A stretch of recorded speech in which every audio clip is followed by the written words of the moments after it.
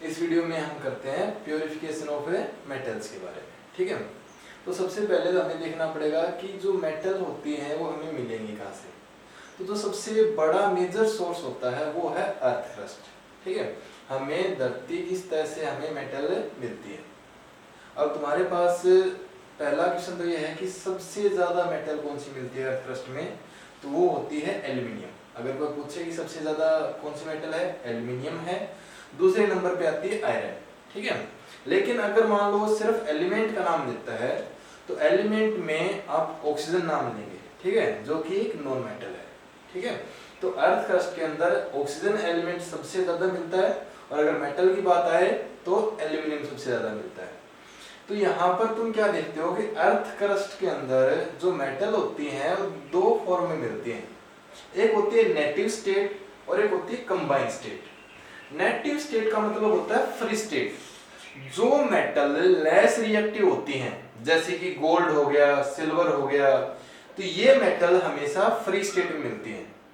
लेकिन जो मेटल ज्यादा रिएक्टिव होती हैं, सोडियम, पोटेशियम, तो इस तरह की मेटल हमेशा क्या होती हैं, कंबाइंड स्टेट के अंदर मिलती हैं।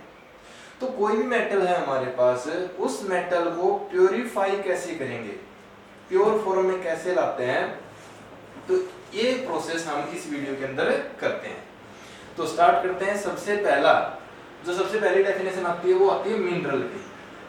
तो मिनरल्स क्या होते हैं, जो अर्थ क्रस्ट में जिस फॉर्म में मेटल मिलती है ना, उस फॉर्म का नाम होता है मिनरल। कहने का मतलब क्या हो गया, एक ऐसा केमिकल सब्सटेंस जो हमें अर्थ क्रस्ट से मिलता है, जिससे कि हम मेटल को बाहर निकालते हैं, उस चीज का नाम क्या है, मिनरल होता है। ठीक है, मैं आपको एक लाइन लिखवाता हूं, उस एक लाइन के ऊपर ही लगभग आप सभी मेटल का प्योरिफिकेशन सीख लेंगे। तो सबसे पहला जो वर्ड आएगा वो आएगा मिनरल। तो डेफिनेशन में क्या बता दोगे, the chemical substance which found in earth crust. एक ऐसा केमिकल सब्सटेंस जो हमें अर्थ क्रस्ट से मिलता है, जिससे कि हमें from which we extract the metal are called mineral. लेकिन क्या होता है कि कई जगह पर ऐसी कंडीशन आ जाती है कि एक से ज्यादा मेटल मिलने लग जाती हैं। अब हम कौन सा मेथड लगाएं, ठीक है, कौन सी मेटल को प्योरीफाई करें। अगर मान लो हम एक मेटल को प्योरीफाई करते हैं उसमें से, तो हमारे पास खर्चा ज्यादा हो जाता है और बेनिफिट कम होता है। तो हम उस मिनरल में से एक ऐसी मेटल को प्योरीफाई करेंगे जिसकी अमाउंट ज्यादा होगी, ताकि मेटल का प्योरीफिकेशन हमारे लिए बेनिफिशियल हो। ठीक है, तो वो क्या कहलाएगा, उस मेटल का ओर कहलाएगा। तो ओर की डेफिनेशन क्या बता दोगे, एक ऐसा mineral from which the extraction of a metal is beneficial for us. एक ऐसा मिनरल जिससे कि मेटल का प्योरिफिकेशन हमारे लिए बेनिफिशियल हो, उसका नाम क्या होता है, ओर होता है। तो इसका मतलब क्या हुआ कि सभी और मिनरल हो सकते हैं, क्योंकि सभी और से मेटल ही बाहर निकालेंगे, लेकिन सभी मिनरल और नहीं हो सकते। क्या पता बेनिफिट हो या फिर ना भी हो। ठीक है, अब बात आती है कि अगर 10th लेवल तक की बात करें तो आपको 2-4 मेटल के और के नाम याद रखने पड़ेंगे। जैसे कि सबसे पहला नाम आता है आयरन का। तो आयरन के बहुत सारे और हैं, लेकिन जो मेन और हैं वो आपको याद रखने पड़ेंगे, हेमेटाइट और मैग्नेटाइट। ये दो नाम याद रखने पड़ेंगे। ठीक है, हेमेटाइट और मैग्नेटाइट जो है वो आयरन के और हैं। बॉक्साइट वो एल्यूमिनियम का और है, और एक सिनेबार वो मरकरी का और है। ठीक है, तो ये नाम याद रखने पड़ेंगे। अब इस ओर से हमें प्योर मेटल कैसे मिले, तो इसके लिए आपको 4 मेथड लगाने पड़ेंगे। सबसे पहला मेथड जो है उसका नाम है क्रशिंग एंड ग्राइंडिंग। तो इस मेथड के अंदर क्या करते हैं, क्रशिंग मानी तोड़ना, ग्राइंडिंग मानी पीसना। तो इसमें क्या करते हैं, जो बिगर पीस होते हैं, अब कोई भी मेटल होगी वो अर्थ क्रस्ट के अंदर हमें किस फॉर्म में मिलेगी, बड़े बड़े पीसेस के रूप में मिलेगी। अब उस पीस को हम क्या करते हैं, स्मॉलर पार्टिकल्स के अंदर तोड़ देते हैं। तो पहला मेथड याद हो गया। तो पहले मेथड में क्या होता है कि we convert bigger particle into smaller particle. फिर दूसरा मेथड जो आएगा वो आएगा concentration of ore. Concentration of ore का क्या मतलब होता है कि जो मेटल हमें अर्थ क्रस्ट से मिलती हैं उन मेटल में सबसे ज्यादा इंप्योरिटी किसकी मिलेगी? सीधी सी बात है, सिलिका की मिलेगी, रेत की मिलेगी। तो रेत और रेत जैसी जो इंप्योरिटी है उनको रिमूव करना क्या कहलाता है? कंसंट्रेशन ऑफ ओर कहलाता है। ठीक है, the removal of silica and silica like impurity are called concentration of ore. तो मैं क्या बता रहा हूं कि अभी 10th लेवल तक देख रहे हैं, तो हम जो 10th लेवल तक जो मेथड है सिर्फ उसी के बारे में डिस्कस करेंगे। तो 10th लेवल में रेत को हटाने का सबसे पहला मेथड जो आता है वो आता है हाइड्रोलिक वॉशिंग। हाइड्रोलिक वॉशिंग में आप सबसे पहले तो इसका प्रिंसिपल लिखोगे कि इस मेथड को यूज कब करते हैं। तो इस मेथड को हम तभी यूज करेंगे जब मेटल हैवी हो। ठीक है, क्योंकि ये जो मेथड होता है वो ग्रेविटी के ऊपर काम करता है। ग्रेविटी मतलब देखो क्या होता है कि अगर हमें रेत हटानी हो तो हम क्या करते हैं, उस मेटल ओर पर से हमें हाई स्पीड से वाटर को फ्लो करवाते हैं। जब हाई स्पीड से वाटर को फ्लो करवाएंगे तो जो सिलिका है वो तो पानी के साथ फ्लो कर जाएगी और जो मेटल है वो हैवी है, इस कारण नीचे बैठ जाती है। ठीक है, दूसरा मेथड जो आता है वो आता है हमारे पास इलेक्ट्रोमैग्नेटिक। इसके अंदर क्या होता है, इसके अंदर प्रिंसिपल लिखोगे कि इस मेथड को हम तभी यूज करते हैं जब मेटल पैरामैग्नेटिक नेचर की हो। पैरामैग्नेटिक मींस जो मैग्नेट की तरफ अट्रैक्ट होती हो। ठीक है, ये मेथड बहुत ज्यादा इंपॉर्टेंट है। इसके अंदर आपको क्या करना पड़ेगा, रफली एक डायग्राम भी बनाना पड़ेगा। इसके अंदर एक मील होती है जिसके ऊपर आप क्या डालोगे, पाउडर डालोगे। ठीक है, जिसके अंदर सिलिका और मेटल और मिक्स है। तो यहाँ पर एंड में क्या लगा होता है, एक मैग्नेट लगा होता है। तो जो मेटल पैरामैग्नेटिक नेचर की है, जो मैग्नेट की तरफ अट्रैक्ट हो रही है, वो तो क्या होगी, मैग्नेट के साथ अट्रैक्ट होके make the hip below the mill, वो तो क्या हो जाएगी, इस मिल के नीचे इकट्ठी हो जाएगी। लेकिन जो सिलिका है, जो रेत है, वो क्या हो जाएगी, इससे दूर जाकर इकट्ठी हो जाएगी। ठीक है, तो यहाँ पर आपको पहले तो प्रिंसिपल लिखना पड़ेगा कि this method is used when metal having paramagnetic nature. In this method when we poured, जब हम उड़ेलते हैं, डालते हैं the powder of metal ore, then metal attract towards the magnet and make the hip below the mill and silica make the hip away from the mill. ठीक है, आजकल एक method और ऐड करने लग गए हमें जिसका नाम होता है froth flotation method. Third method का जो नाम है वो क्या है, फ्रोथ फ्लोटेशन मेथड। तो इसके अंदर क्या होता है कि हम दो लिक्विड यूज करते हैं। मान लो मैं एग्जांपल दूं, एक ऑयल यूज कर लिया, एक वाटर यूज कर लिया। ठीक है, तो इस मेथड के अंदर हम दो लिक्विड यूज करेंगे। तो एक लिक्विड जो ऑयल है वो तो क्या करेगा, मेटल ओर के पार्टिकल को अट्रैक्ट कर लेगा। ठीक है, और जो वाटर है वो क्या कर देगा, सिलिका को वेट कर देगा, गीला कर देगा। तो जो गीली वेट सिलिका है वो क्या हो जाएगी, हैवी हो जाएगी, और हैवी होके क्या हो जाएगी, नीचे बैठ जाएगी। अब जैसे ही इस मिक्सर को हम हाई स्पीड से रोटेट करते हैं तो मेटल ओर के पार्टिकल क्या हो जाएंगे, सरफेस के ऊपर आ जाएंगे। ठीक है, तो इस मेथड का नाम क्या होता है, फ्रोथ फ्लोटेशन मेथड। ठीक है, अब बात आती है कि ये दो मेथड के बाद हम तीसरे मेथड के अंदर क्या करते हैं कि जो मेटल ओर है, इस मेटल ओर को हीट देकर मेटल ऑक्साइड में कन्वर्ट करते हैं। ठीक है, तो यहां पर आपके पास दो टर्म आएंगी। एक टर्म का नाम है रोस्टिंग और एक का नाम है कैल्सिनेशन। तो देखो क्या होता है कि दोनों की डेफिनेशन सेम है, conversion of metal ore into metal oxide by giving heat in the presence of air, then it is called roasting, and in a limit supply of air then it is called calcination। देखो याद रखने का method ये भी हो सकता है, roasting में आर आता है तो एयर लेंगे, कैल्सिनेशन में आर नहीं आता है तो एयर नहीं लेंगे।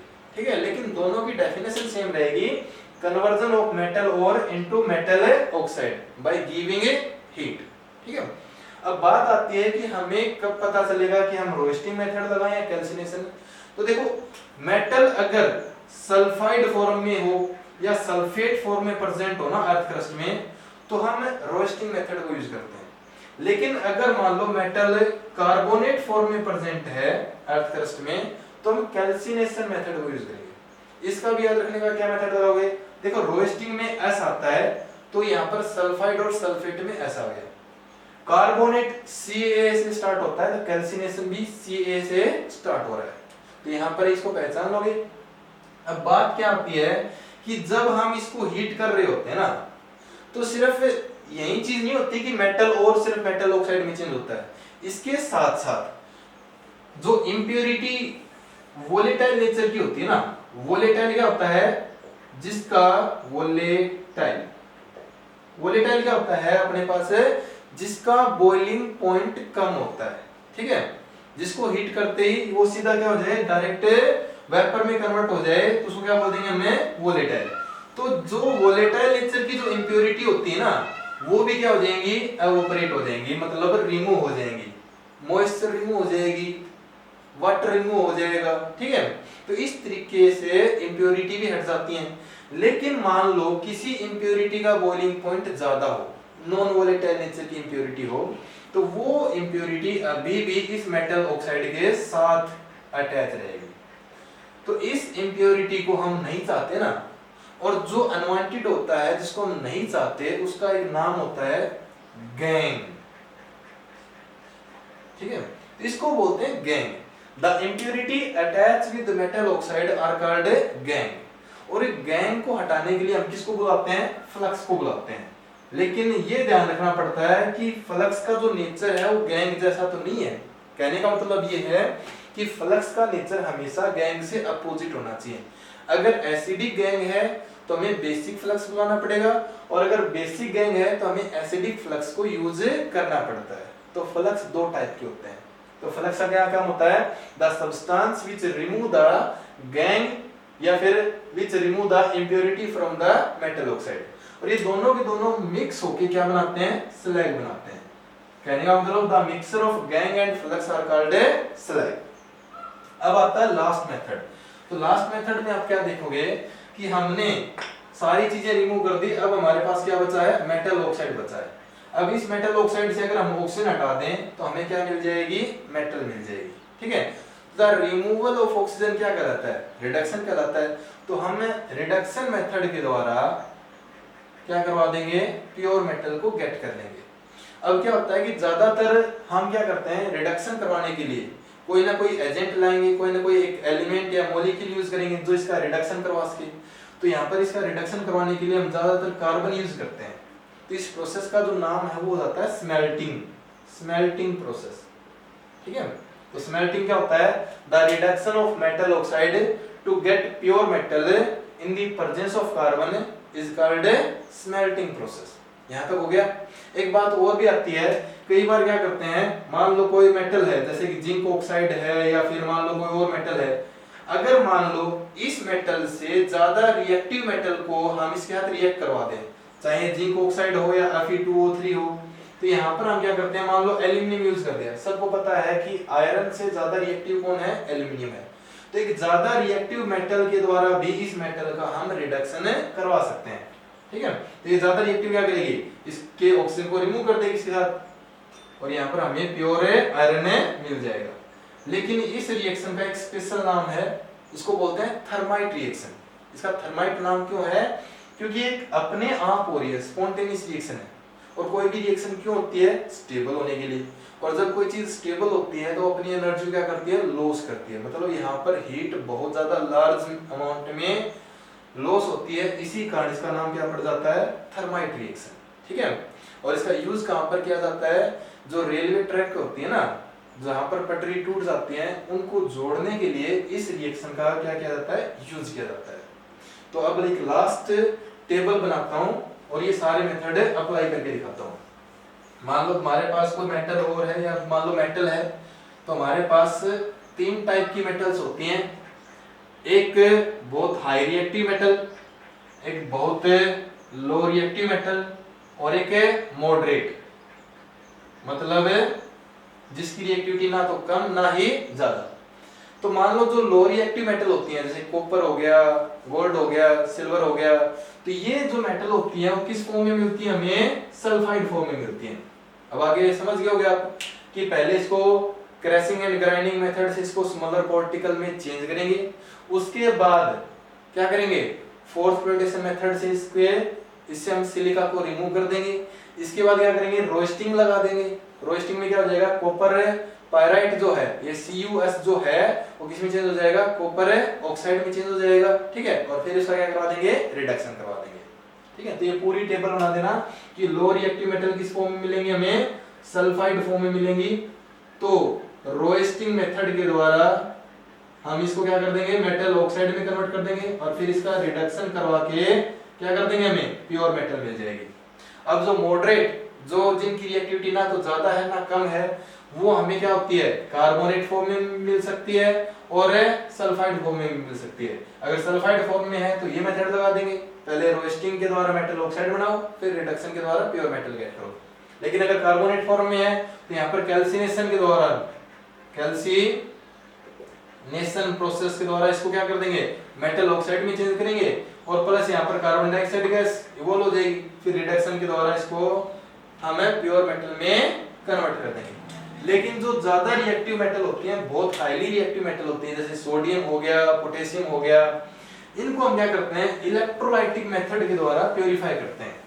तो इलेक्ट्रोलाइटिक मतलब नाम से पता चल रहा है कि इलेक्ट्रिसिटी पास करवा के इम्प्योर मेटल से हम प्योर मेटल को गेट करते हैं। ठीक है, तो इसको हम क्या बोल देते हैं? इलेक्ट्रोमेटालर्जी। मेटालर्जी का मतलब है purification of a metal from impure metal. तो इसके अंदर क्या करवाते हैं? हमें जो हाईली रिएक्टिव मेटल है उसका सॉल्यूशन ले लेंगे। मान लो तुम्हें सोडियम को ही प्योरीफाई करना चाहते हो, तो जो सोडियम है वो ज्यादातर हमें किस फॉर्म में मिलता है? NaCl फॉर्म में मिलता है, कंबाइंड फॉर्म में मिलता है। अब इस NaCl से तुम क्या करना चाहते हो? सोडियम को गेट करना चाहते हो, तो हम क्या करेंगे? इसके अंदर थोड़ी सी अमाउंट कैल्शियम क्लोराइड की मिला देंगे। ये क्यों मिला रहे हैं? क्योंकि सबको पता होता है कि NaCl में आयनिक बॉन्ड, या दूसरी भाषा में बोलूं तो अट्रैक्शन बहुत ज्यादा होने के कारण इसका मेल्टिंग पॉइंट बहुत ज्यादा होता है। इसका मेल्टिंग पॉइंट कम करने के लिए ही हम इसके अंदर क्या करते हैं? CaCl2 कैल्शियम क्लोराइड मिक्स करते हैं।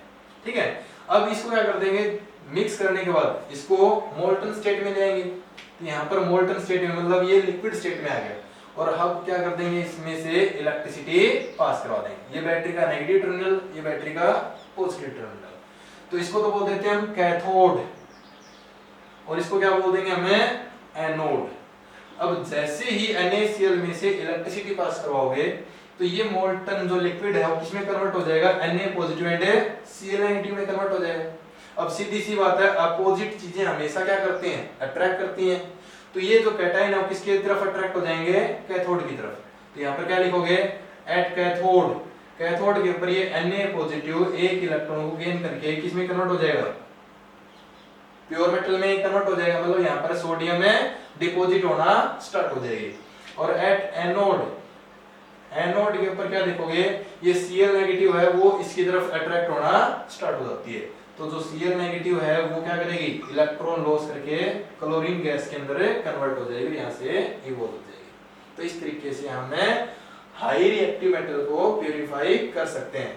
ठीक है, लेकिन इसमें क्या होता है कि एक चीज और बताते हैं कि अगर मान लो तुम्हें CuSO4 को प्यूरिफाई करना हो, मतलब कॉपर को प्यूरिफाई करना हो, तो 10वीं में एक क्वेश्चन आता है कि एक्सप्लेन इलेक्ट्रोलाइटिक रिफाइनिंग।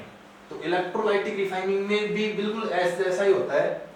अब मान लो तुम्हें एक कॉपर की इम्प्योर मेटल मिल जाती है, ठीक है, तो वो जो इम्प्योर कॉपर है ना उसको क्या कर देंगे? हमें बैटरी के पॉजिटिव टर्मिनल के साथ अटैच कर देंगे, और प्योर कॉपर को हम बैटरी के नेगेटिव टर्मिनल के साथ अटैच कर देंगे। तो हमने बताया था कि इसका क्या नाम होता था? कैथोड, और उसका नाम क्या होता था? एनोड।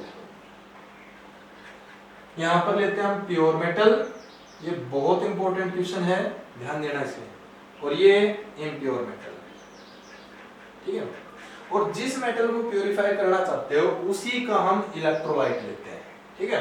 अब मान लो कॉपर को प्योरीफाई कर रहे हो तो यहाँ पर इम्प्योर कॉपर ले लिया, यहाँ पर प्योर कॉपर ले लिया यहाँ पर, और कॉपर साल्ट का क्या ले लिया हमने, इलेक्ट्रोलाइट। अब जैसे इलेक्ट्रिसिटी पास करवा रहे थे तो मैंने क्या बताया था, किसमें डिसोसिएट हो जाएगा, कैटायन और एनायन के अंदर डिसोसिएट हो जाएगा।